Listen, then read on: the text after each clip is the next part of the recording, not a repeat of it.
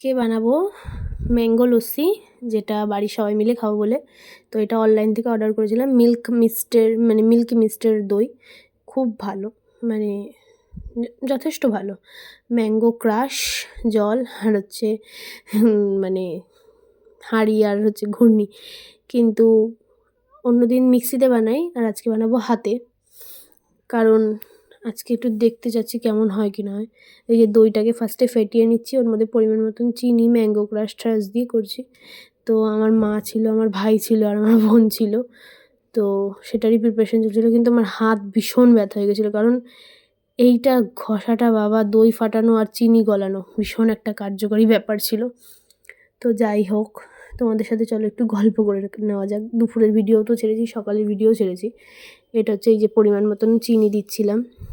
তো কারা কারা আমার মতন এরকম ম্যাঙ্গো লস্যি খেতে ভালোবাসো? হ্যাঁ জানি অনেকে কমেন্ট করবে শীতকালে খাচ্ছ, কিন্তু কোনো বরফ টরফ দিইনি আমি, আর কোনো ঠান্ডা জলে ইউজ করিনি, নর্মাল ওয়াটারেই করেছি।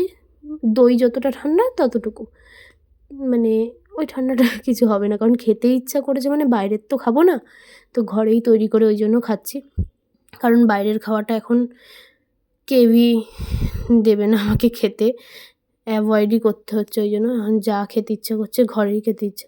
তখন আমি অনেকগুলো কথা বলছিলাম, মাঝখানে ওরা অনেক বেফালতু কথা বলে ফেলেছে, যার জন্য আমি ওই ক্লিপটা দিতে পারিনি। আমার আবার ভয়েস দিতে হচ্ছে, যার জন্য এটা ছাড়তে আমার লেট হয়ে গেল। এটা হচ্ছে দুপুরবেলার ভিডিও, মানে 3:30 থেকে 4টে নাগাদ। কিন্তু এদের জন্য আমার ভিডিওটা লেট হয়ে গেল ছাড়তে, যেহেতু এত ওরা উলফাল কথা বলে ফেলেছিল।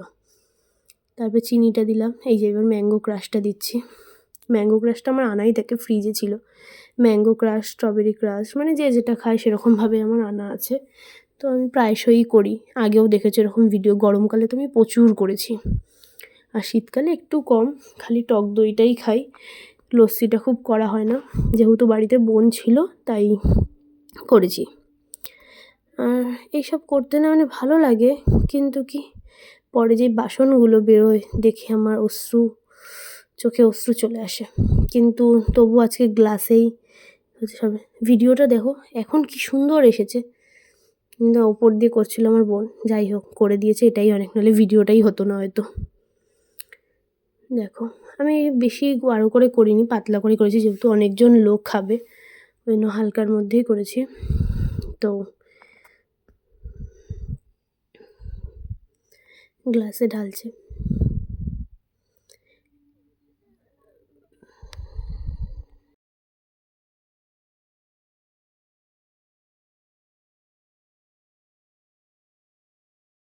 গ্লাসে ঢালার পালা, 4 জনেরটা ঢেলে নিয়েছি। এর মধ্যে একটু একটু করে ম্যাঙ্গো ক্রাশ দিচ্ছি, কারণ আমার ভাইয়ের আবদার ছিল একটু করে দেওয়ার জন্য। তো সেটাই প্রসেসিং চলছে। সবাইকে অল্প অল্প করে আবার গ্লাসের মধ্যে দিয়েছি, যাতে টেস্টটা সবার ফ্লেভারটা মুখে থাকে। এবার মায়ের যে বক্তৃতা সেটা শুনে বলতে লজ্জা পাচ্ছিল, তাও জোর করে বলিয়েছি। হেভি হয়েছে বল। ভিডিও বলছি, লস্যিটা কেমন হয়েছে? ভালো হয়েছে বল। বেকার, আমি আর তোকে জীবনে করে দেবো না, জীবনে না। ভালো, ঠিক আছে। আমি তো খাবো, আমি তো বলবো অবশ্য, আমি তৈরি করেছি মানে ভালোই হবে। তো টাটা।